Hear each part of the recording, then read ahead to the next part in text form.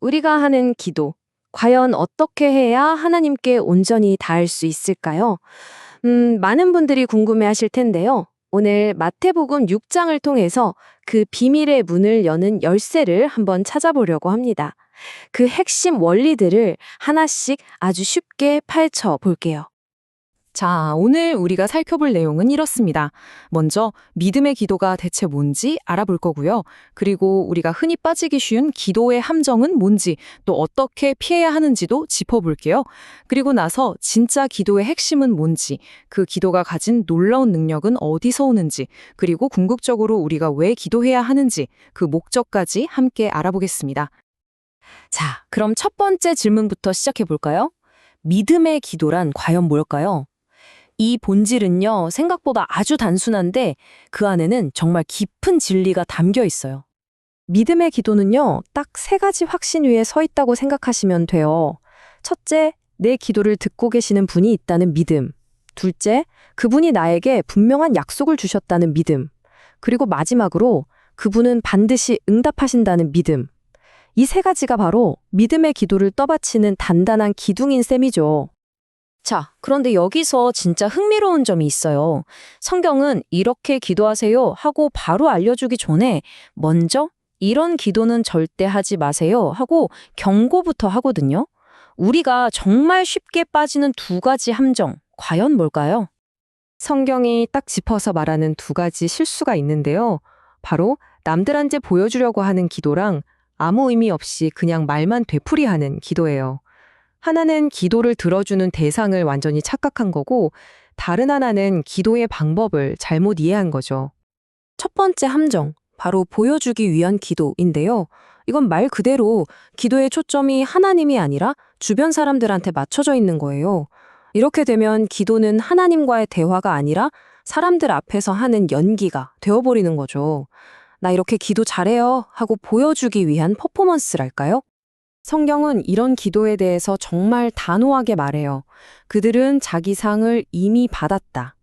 이게 무슨 뜻일까요? 맞아요. 사람들한테 인정받고 칭찬받는 게 목적이었다면 그걸로 끝이라는 거예요.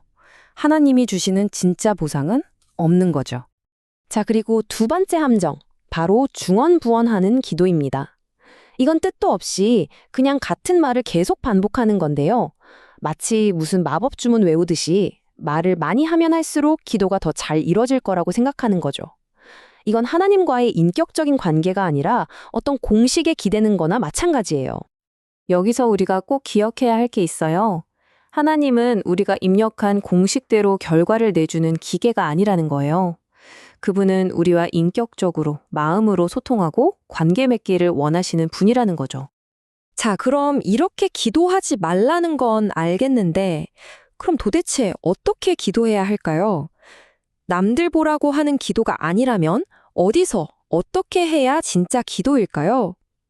성경은 여기에 대해서 골방이라는 아주 특별한 해답을 줍니다. 물론 여기서 말하는 골방이 꼭 창고 같은 물리적인 공간만을 뜻하는 건 아니에요. 더 중요한 의미는 바로 마음의 상태입니다. 주변의 시선이나 소음 같은 모든 방해 요소를 다 차단하고 오직 하나님 한 분께만 온전히 집중하는 그런 마음의 공간 말이죠. 이 골방이라는 단어 하나로 기도의 무대가 완전히 바뀌는 거예요.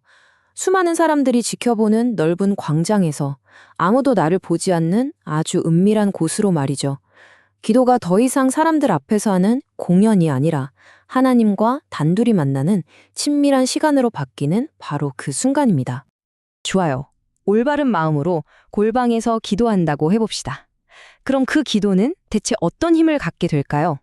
그 능력은 어디서 나오는 걸까요? 놀랍게도 그 힘의 원천은요, 하나님이 우리 손에 이미 쥐어주신 약속을 제대로 이해하는 것에서부터 시작돼요. 이걸 좀 더 쉽게 비유해 볼까요?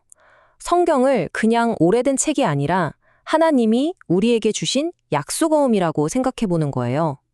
내가 너에게 이것을 꼭 해주겠다고 사인까지 해서 주신 문서 같은 거죠. 그렇다면 기도는 뭘까요? 바로 그 약속어음을 들고 가서 여기 약속하신 대로 해주세요 하고 현금으로 바꾸는 행위, 즉 청구하는 것과 같아요. 하나님이 이미 주신다고 한 약속을 믿고 당당하게 요구하는 거죠. 와, 말만 들어도 대단하지 않나요? 그럼 실제로 이렇게 믿음으로 기도한 사람들이 있었을까요? 물론이죠. 바로 다음 장인 마태복음 8장에 보면 정말 영화의 한 장면 같은 생생한 예시 두 가지가 나옵니다. 첫 번째 인물은 한 나병 환자예요. 그가 예수님께 와서 이렇게 말합니다. 주님, 주님께서 원하시기만 하면 저를 깨끗하게 하실 수 있습니다. 이 말을 잘 보세요. 그는 예수님의 능력은 단 1도 의심하지 않아요. 다만 주님께서 원하시는지 그 마음을 알고 싶어 하죠. 그러자 예수님이 어떻게 대답하셨을까요?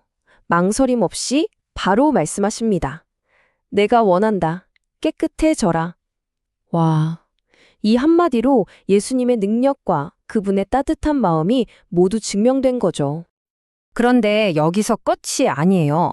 이어서 나오는 로마 백부장의 믿음은 정말 한 수 위입니다.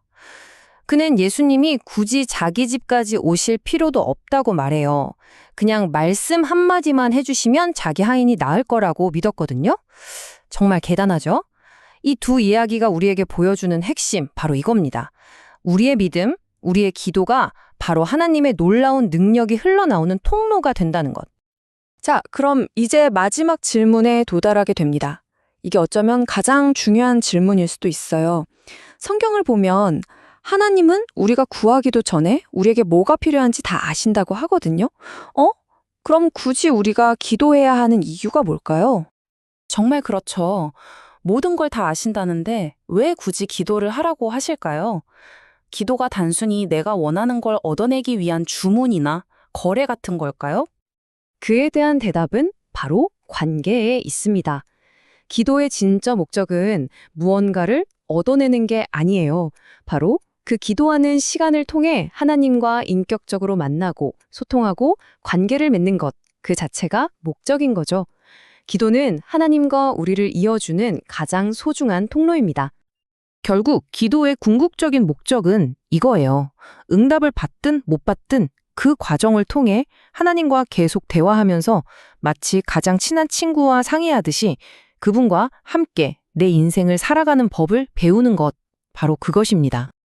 그래서 오늘 이 시간이 끝나면 한번 조용히 스스로에게 물어보셨으면 좋겠어요. 나는 지금 기도를 통해 누구를 만나고 있지? 그냥 천장을 향해 혼잣말을 하고 있는 건지, 아니면 정말로 내 말을 귀 기울여 듣고 계시는 그분과 깊은 대화를 나누고 있는 건지 말이에요.